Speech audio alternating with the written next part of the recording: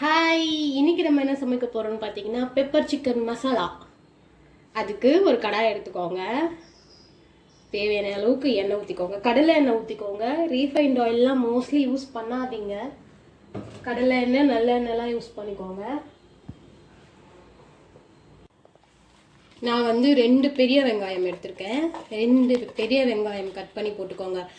என்கிட்ட வந்து ஒரு 1/2 கிலோவுக்கு அதிகமாக இருக்குது. வெங்காயம் சீக்கிரம் வதங்கணும்னா உப்பு போட்டுக்கோங்க. உங்கள் வீட்டு கடாயில் வந்து அடி பிடிக்காதுன்னா இப்போவே நீங்கள் இஞ்சி பூண்டு சேர்த்துக்கோங்க. இஞ்சி பூண்டில் பட்டை, லவங்கம், ஏலக்காய், அதுக்கப்புறம் வந்து சோம்பு இதெல்லாம் போட்டு நான் அரைச்சி ஒரு பாக்ஸில் போட்டு வச்சுருக்கேன். அந்த மாதிரி சேர்த்துக்கோங்க. பெப்பர் சிக்கன் பண்ணும்போது அந்த மாதிரி சேர்த்துக்கோங்க. கிரேவி டைப்பில் பண்ணும்போது 1.5 ஸ்பூன். அடி பிடிக்காதுன்னா இப்போ போட்டுக்கோங்க. அப்படி இல்லை என் வீட்டில் பாத்திரம் வந்து அடி பிடிக்கும்னா தக்காளி சேர்த்துட்டு நீங்கள் வந்து இஞ்சி பூண்டு சேர்த்துக்கோங்க. பட்டை லவங்கெல்லாம் தனியாக போடாமல் அரைச்சி போட்டுக்கோங்க. நீங்கள் பேஸ்ட்டாக கூட அரைச்சி வச்சுக்கலாம். கரம் மசாலா டைப்பில் போடாதீங்க, பவுடர் டைப்பில் போடாதீங்க. ஊற வச்சு அரைச்சி போட்டுக்கோங்க. போடுறதுனா பேஸ்ட் டைப்பில். அவ்வளோதான். நான் வந்து 3 தக்காளி, நல்லா பழமாக இருக்க தக்காளி வந்து சாப் பண்ணி எடுத்துருக்கேன்.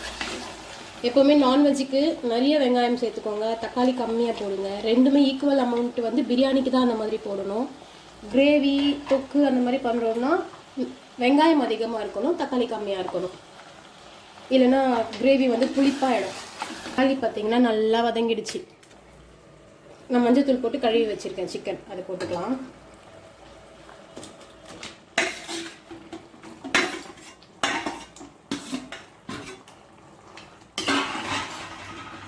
சிக்கனில் நிறைய வெரைட்டியில் பண்ணுவாங்க. கருவேப்பிலை, கொத்தமல்லி எல்லாம் போட்டு பண்ணுற ரெசிபியும் இன்னும் இருக்குது. இது வரும் வெறுமனே நார்மல் பெப்பர் சிக்கன் கிரேவி, அவ்வளோதான். பெப்பர் சிக்கன் மசாலான்னா நீங்கள் அப்படியே திக்காக இறக்கிக்கலாம். கொஞ்சம் கிரேவியாக வேணும்னா கொஞ்சமாக தண்ணி ஊற்றிக்கோங்க, அவ்வளோதான். சிக்கன் போட்டுட்டு குக் ஆகும்போதே மிளகாத்தூள் சேர்த்துக்கோங்க. நீங்கள் வந்து மிளகாத்தூள்லாம் தயவு செஞ்சு பேக்கெட் வாங்காதீங்க. ஒரு 1/2 கிலோ வெறுமனே மிளகாத்தூள் யூஸ் பண்ணி பண்ணுறவங்க வந்து 1/2 கிலோ வாங்கி அந்த காம்பெல்லாம் எடுத்துட்டு நீங்கள் அரைச்சி வச்சுக்கோங்க. தனியாகவும் அதே மாதிரி அரைச்சி வச்சுக்கோங்க, மிளகாத்தூள் அதே மாதிரி அரைச்சி வச்சுக்கோங்க. தயவு செஞ்சு பேக்கெட் யூஸ் பண்ணாதீங்க.